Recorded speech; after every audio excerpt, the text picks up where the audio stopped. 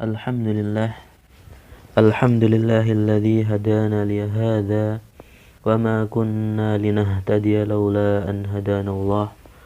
Wa asyhadu an la ilaha illallah wahdahu la syarika lah. Wa asyhadu anna Muhammadan abduhu wa rasuluh. Allahumma salli ala Muhammadin wa ala alihi wa ashabihi wa man tabi'ahum bi ihsanin ila yaumiddin, amma ba'd.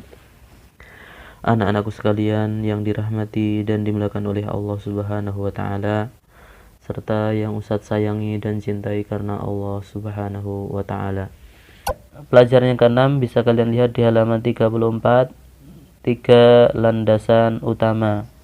Berkata Asy-Syaikh Muhammad bin Abdul Wahhab rahimahullahu taala, فإذا قيل لك ما الأصول الثلاثة التي يجب على الإنسان معرفتها. Jika ada yang bertanya kepadamu atau ditanyakan kepadamu, apa 3 prinsip pokok atau 3 landasan utama yang harus diketahui oleh setiap manusia? Faqul ma'rifatul abdi rabbahu wa dinahu wa nabiyyahu Muhammadan sallallahu alaihi wasallam. Maka bisa dijawab, katakanlah, yaitu pengenalan seorang hamba kepada Rabbnya, kepada Tuhannya, wa dinahu, dan juga agamanya, wa nabiyyahu Muhammad sallallahu alaihi wasallam, dan nabinya Nabi Muhammad sallallahu alaihi wasallam. Dan ini pernah kita bahas di awal-awal pembahasan, yakni berkaitan dengan masalah ilmu syar'i yang mencakup 3 hal ini, dan ini sekaligus 3 pertanyaan kubur. Kemudian beliau melanjutkan, fa idza qila laka man rabbuk. Kemudian jika ada yang bertanya atau ditanyakan kepadamu, siapa Rabbmu? Man rabbuka, siapa Tuhanmu, siapa Rabbmu? Faqul, maka jawablah, Rabbi Allah, Rabbku adalah Allah Subhanahu wa ta'ala alladzi rabbani, yang telah menciptakanku, mentarbiyahku, wa rabba jami'al alamina bi ni'amihi, dan juga menciptakan seluruh alam semesta ini dengan nikmat-nikmatnya, wa huwa ma'budi, dan Allah dialah sembahanku, satu-satunya sembahan yang berhak disembah. Laisa li ma'budun siwahu, tidak ada sembahan bagiku selain dia, selain Allah Subhanahu wa taala. Anak-anakku sekalian yang dirahmati dan dimuliakan oleh Allah Subhanahu wa taala. Jadi pertanyaan ini, kalau seandainya ada orang yang bertanya kepada kita, siapa sih sebenarnya Tuhanmu itu? Maksudnya siapa zat yang telah menciptakan, menghidupkan, mematikan, memelihara, memberikan berbagai karunia kepadamu yang dapat membantumu dalam beribadah dan menyembah kepadanya semata, yang tidak ada sekutu baginya. Jadi kata Rabb, man rabbuka, kata-kata Rabb berarti adalah sembahan, raja, sekaligus pengatur atau pengendali segala sesuatu. Kata Rabb tidak mungkin disebut dengan menggunakan alif lam. Ar-Rabb, misalkan Ar-Rabbu. Kata-kata Ar-Rabbu itu ketika sudah ada kata-kata alif lam, itu tidak boleh ditujukan kecuali hanya kepada Allah Subhanahu wa ta'ala. Maka ketika ditanyakan siapa sih Rabbmu, atau misalkan langsung ditanya manir Rabb, siapa itu Ar-Rabb, maka untuk menjawabnya kita jawab sebagaimana jawaban yang telah disebutkan oleh Syekh Muhammad At-Tamimi rahimahullah ta'ala, yang intinya Rabbku, ada Tuhanku adalah Allah yang telah menciptakan diriku dari sebelumnya, tidak ada yang memeliharaku dengan kenikmatan-kenikmatan darinya yang tiada sekutu baginya. Selain itu, dia, Allah, adalah zat yang juga memelihara seluruh makhluk, seluruh alam semesta secara lahir maupun batin. Allah juga zat yang menciptakan alam atas dan bawah dari tiada sebelumnya. Allah adalah raja, pemberi rizki, dan sekaligus pengurus mereka semua sesuai dengan kehendaknya. Kemudian nikmat-nikmat yang Allah berikan kepada hambanya adalah sangat banyak sekali. Gak bisa kita hitung satu persatu. Allah Subhanahu wa taala berfirman dalam surat Ibrahim ayat 34, wa atakum min kulli ma sa'altumuh. Dan dia Allah telah memberikan kepadamu segala apa yang kamu memohon kepadanya.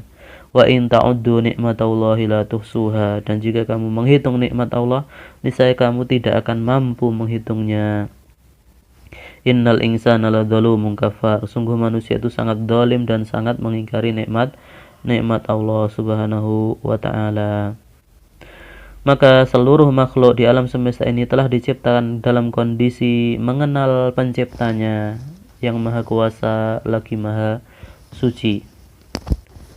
Setiap makhluk dan tanda-tanda kekuasaan Allah sekecil apapun merupakan bukti yang paling nyata yang menunjukkan adanya sang pencipta atau al-khaliq, yaitu Allah, menunjukkan keagungan kekuasaan Allah dalam menyandang rububiyah. Maka Rabb di situ adalah rububiyah, tidak ada sekutu bagi Allah dan tidak ada sembahan yang berhak disembah melainkan hanya Allah Subhanahu wa taala semata. Anak-anakku sekalian yang dirahmati dan dimuliakan oleh Allah Subhanahu wa taala. Kemudian kata-kata al-alamin atau al-alamun. Karena dalil dari Rabb atau ar-rububiyah, dalilnya adalah kita sudah hafal semuanya, wa dalil qaulu ta'ala alhamdulillahi rabbil alamin. Dalilnya adalah segala puji bagi Allah Rabb, yaitu Rabb semesta alam. Al-alamin atau al-alamun adalah bentuk jamak dari alam. Alam yaitu segala sesuatu selain Allah. Dengan demikian keberadaan yang ada di alam semesta ini ada dua bagian. Di alam semesta ini hanya terbagi menjadi dua.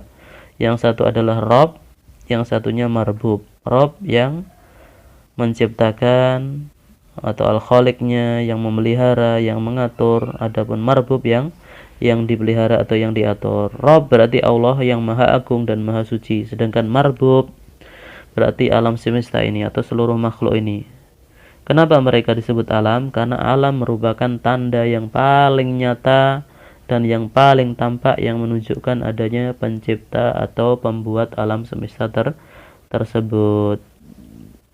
Hal ini menunjukkan bahwasannya Allah adalah satu-satunya zat yang berhak disembah, karena yang menciptakan alam semesta, yang mengatur alam semesta, yang memberikan rizki, menghidupkan, mematikan Allah. Maka ketika kita sudah tahu Allah mempunyai sifat rububiyah, maka kewajiban kita selanjutnya adalah kita menyembah hanya kepada Allah Subhanahu wa ta'ala. Makanya Asy-Syaikh mengatakan wa huwa ma'budi laisa li ma'budun siwah. Maka dialah Allah satu-satunya sembahanku, tidak ada sembahan bagiku selain Allah Subhanahu wa ta'ala. Anak-anakku sekalian yang dirahmati dan dimuliakan oleh Allah Subhanahu wa ta'ala, maka di sini terkandung pengertian la ilaha illallah, karena di situ menunjukkan tidak ada sembahan yang berhak disembah selain Allah Subhanahu wa ta'ala. Karena kelaziman rububiyah adalah uluhiyah.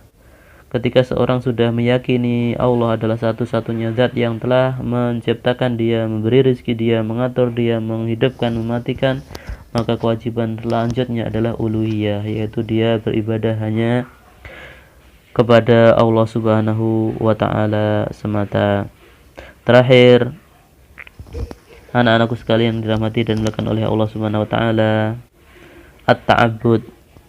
Karena kita beribadah kepada Allah Subhanahu wa ta'ala, berarti kita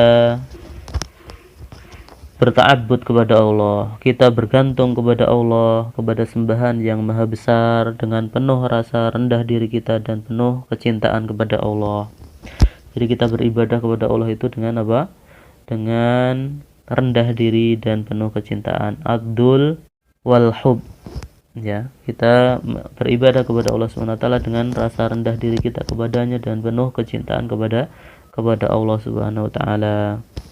Dalil yang paling nampak yang menunjukkan tauhid uluhiyah adalah tauhid rububiyah. Sebagaimana Allah telah menggunakan dalil tersebut sebagai dalil yang ditunjukkan kepada orang-orang musyrik.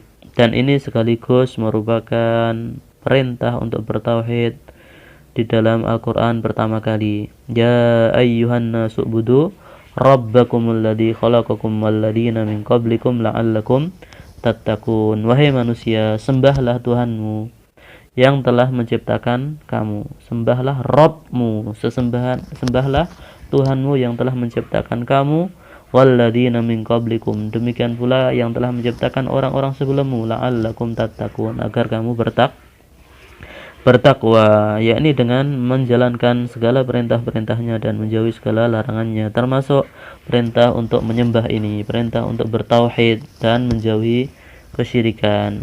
Maka di ayat selanjutnya Allah menjelaskan tentang makna-makna rububiyah. Alladzi ja'ala lakumul arda firasya was samaa'a binaa'a wa anzala minas samaa'i maa'an fa akhraja bihi minas thamarati rizqan lakum. Dialah yang telah menjadikan bumi sebagai hamparan bagi kalian, langit sebagai atap, dan yang menurunkan air hujan dari langit, yang dengan air hujan itu Allah hasilkan buah-buahan sebagai rezeki untuk kita semuanya. Maka di akhir ayat Allah mengingatkan, fala taj'alu lillahi andada, oleh karena itu janganlah kamu menjadikan tandingan-tandingan atau sekutu-sekutu bagi Allah, wa antum ta'lamun, padahal kalian telah mengetahui. Anak-anak sekalian yang dirahmati dan dimuliakan oleh Allah Subhanahu wa taala, intinya ketika ada orang bertanya kepada kita, siapa Tuhanmu, maka jawablah sebagaimana jawaban yang disebutkan oleh Syekh Muhammad At-Tamim rahimahullah ta'ala, Tuhanku adalah Allah yang telah menciptakanku, menciptakan seluruh alam semesta dengan nikmat-nikmatnya, maka dialah satu-satunya sembahanku, tidak ada sembahan yang lain bagiku selain Allah subhanahu wa ta'ala. Mungkin ini saja yang bisa Ustadz sampaikan, kemudian nanti kalian bisa kerjakan latihan-latihan pada pelajaran tersebut.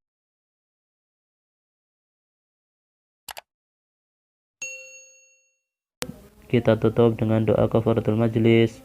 Subhanakallahumma wa bihamdika asyhadu an la ilaha illa anta astaghfiruka wa atubu ilaik.